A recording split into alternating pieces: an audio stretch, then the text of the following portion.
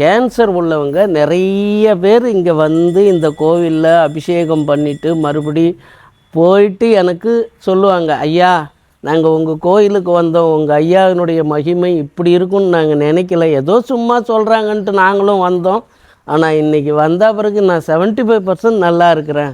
கேன்சருக்கு வந்து முதல்ல 11 அபிஷேகம் அவங்க கையாலேயே சாமிக்கு பண்ணணும் கேன்சர் உள்ளவங்க.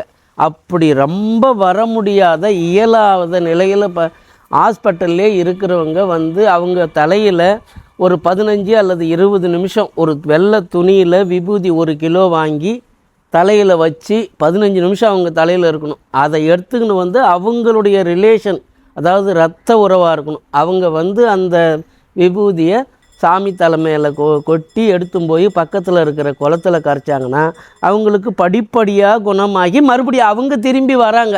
ஒவ்வொரு நாளும் தினசரி யாராவது ஒருத்தவங்க கண்டிப்பாக வராங்க ஐயா.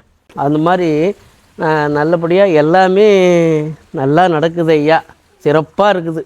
தொலைபேசி எண் 96 55 55 83 86.